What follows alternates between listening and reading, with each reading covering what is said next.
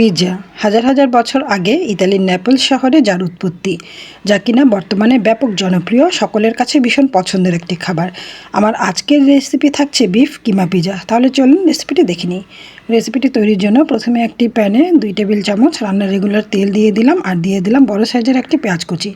এবারে পেঁয়াজটা কিছুটা সফট হওয়া পর্যন্ত ভেজে নেব, আর পেঁয়াজটা সফট হয়ে কালার চেঞ্জ হতে শুরু করলে এর মধ্যে দিয়ে দিচ্ছি বিফ কিমা। এখানে আমি 300 গ্রাম থেকে 350 গ্রামের মতো কিমা ব্যবহার করেছি। আর কিমাটা দেওয়ার পর চুলার আঁচটা হাইতে রেখে ভালো করে এটাকে মিক্স করে নিতে হবে। আর কালারটা চেঞ্জ হয়ে গেলে দিয়ে দিলাম 1 চা চামচ ডার্ক সয়া সস, আরও দিয়েছি 1 চা চামচ আদা রসুন পেস্ট। আদা এবং রসুন একসাথে পেস্ট করা আছে, আলাদা আলাদা দিলে 1/2 চা চামচ করে দিতে হবে। এরপর দিচ্ছি 1/2 চা চামচ লাল মরিচের গুঁড়া, 1 চা চামচ ধনিয়ার গুঁড়া, 1/2 চা চামচ গরম মশলার গুঁড়া, আর 1/2 চা চামচ ভাজা জিরার গুঁড়া।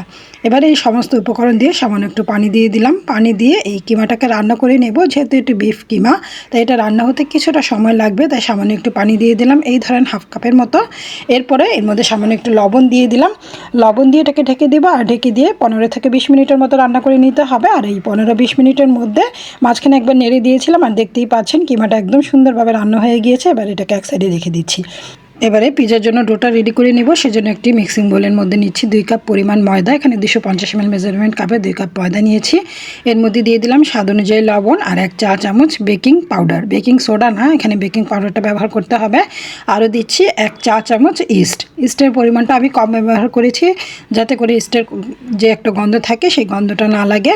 এবারে শুকনো উপকরণগুলো ভালো করে মিক্সড করে নিয়ে দিয়ে দিলাম 2 টেবিল চামচ রান্নার রেগুলার তেল।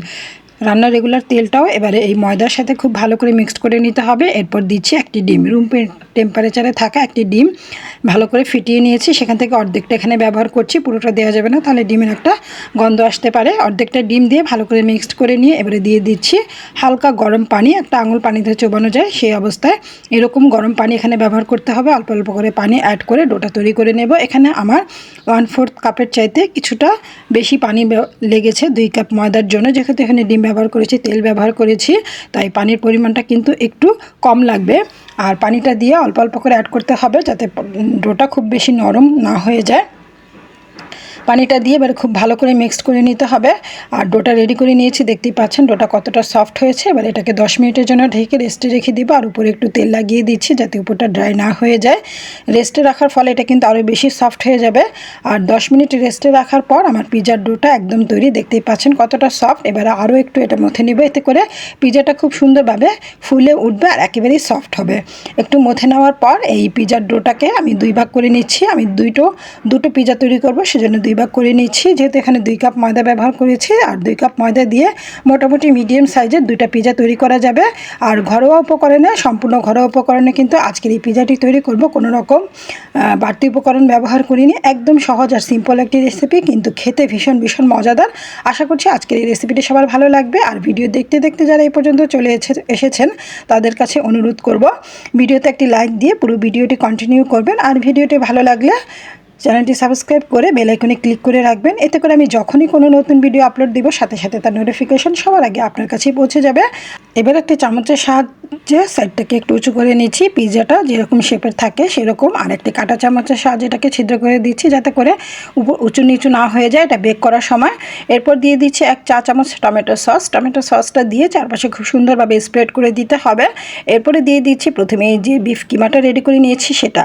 আর বিফ কিমা দিয়ে তৈরি করার এই পিৎজাটা খেতে কিন্তু ভীষণ মজার হয়। চারিদিকে একেবারে বিফ কিমায় ভরপুর, মুখে দিলেই প্রতিটা বাইটেই আপনি এখানে মাংসের স্বাদ পাওয়া যাবে।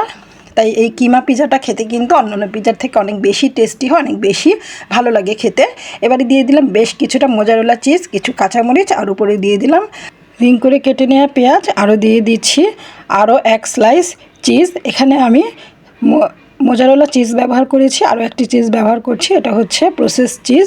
এটা দিলে কিন্তু খুব সুন্দর হয়, গ্রানটা খেতেও ভীষণ টেস্টি হয়। আমি 2 রকম চিজ দিয়ে পিৎজাটা তৈরি করছি, তবে কারো হাতের কাছে যদি এই চিজটা না থাকে তাহলে আপনারা আপনাদের হাতের কাছে যেই চিজটা থাকবে সেটা দিয়ে এই পিৎজাটা তৈরি করে নিতে পারবেন।